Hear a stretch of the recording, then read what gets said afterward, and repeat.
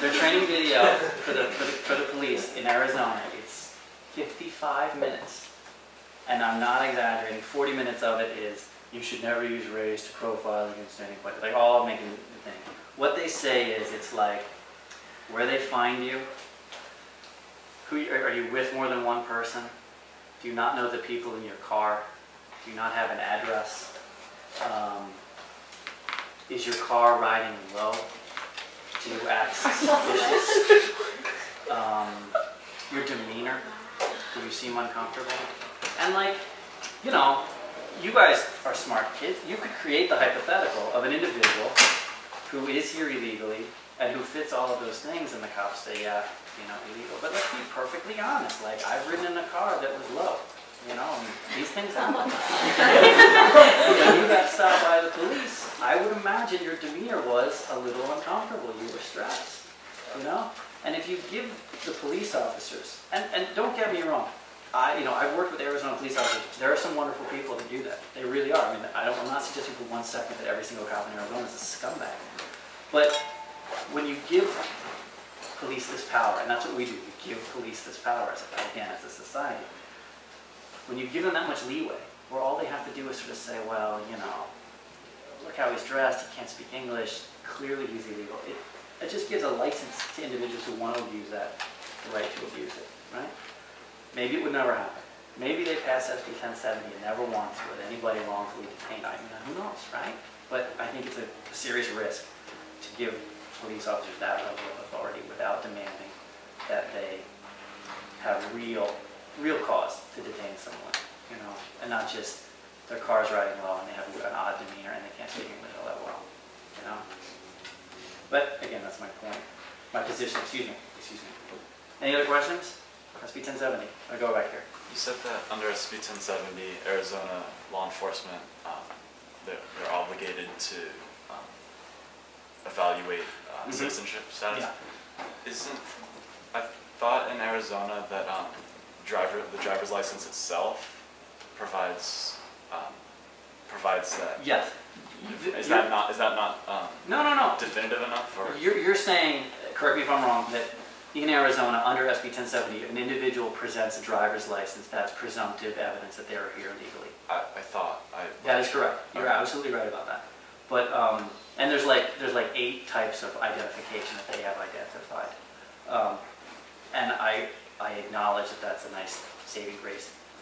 My response would be that, you know, what if you forgot your license, or what if you're from New Mexico, or, you know, I mean, again, playing the law school hypothetical game is it's self-defeating. But I don't think that saving clause to the statute saves the problems that are inherent within it, right? But you are right about your analysis. That's certainly true. I was just thinking in terms of avoiding, profiling and racial profiling. Mm-hmm.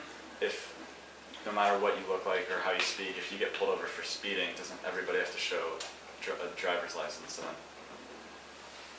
Yeah, except unless you're from Mexico and you're here illegally and you have a Mexican driver's license.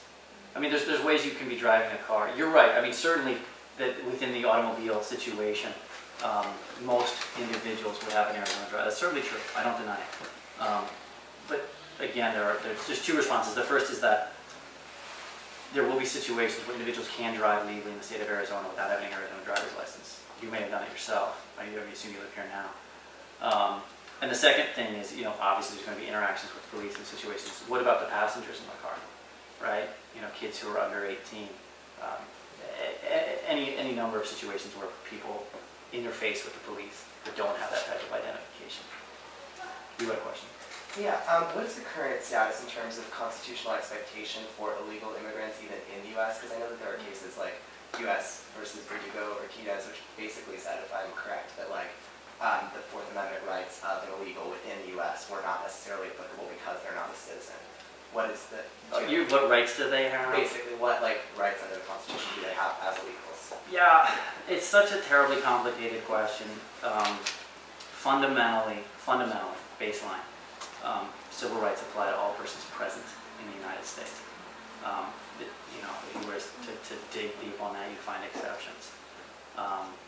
The one flip side of that is to be present in the United States is a term of art, in that when you land in the United States and you're coming through immigration, you're not actually present in the United States, right, until you get through. If you drive across the border and you're within 2 miles of the border, you're not present in the United States. So a lot of times individuals will get caught in that situation right across the border in the airport, and they're, I got my rights, and actually you don't, Okay, we're still good on time. Is this still interesting again? Yeah? So 8 questions. 8 questions that you would want to ask before you file a civil lawsuit, right? And this will be notes. First question. You guys study standing? You covered standing? All right. So I don't have to go through the details of standing. Great. First question. Can you get standing, right? Can you bring the lawsuit? Can you show damages? The only thing I want to highlight with regards to standing is the idea of the issue of injunctions. Did you guys talk about standing with regards to injunctions? So an injunction is when you try to tell the court, stop the law before it happens, right? Which is different than the idea of, oh my God, I got arrested under this law and I think that's BS and I want to sue to get, to stop it, right? With an injunction, you can't show that you've already been impacted. And it's the standing rules for injunctions are higher than for other types of lawsuits, for lawsuits when you've already been injured. And the case that they always talk about is City of Los Angeles versus Lyons. This guy was walking in LA and he was stopped by cops and they put him in a chokehold, right? Down, MMA, gone, done. And so he sues. He's like, that's ridiculous. LA cops can't do that. They can't choke people out. And he said he sues. And it goes to the Supreme Court, and the Supreme Court says, well, you may be right that it's ridiculous, but you can't show that you're likely to get choked out again by the LAPD. And so they threw his lawsuit out.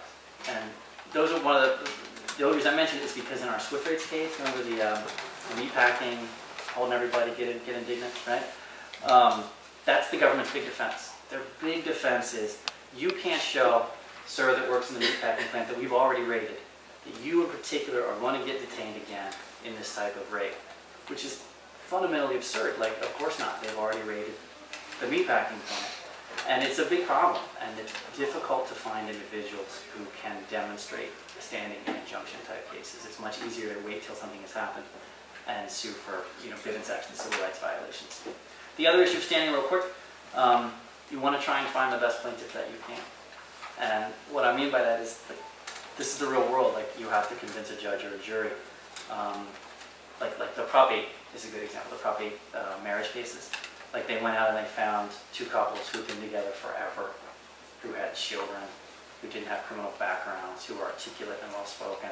Like, I'm sure you could find other individuals who fell underneath the rubric of wanting to get married and who didn't have that sort of public face that you want to put on your lawsuit. And that's something that you would have to think about if you're bringing a lawsuit, because it matters. I mean, it makes a difference. Judges are people. And if you put someone sympathetic out there, you're much more likely to convince them.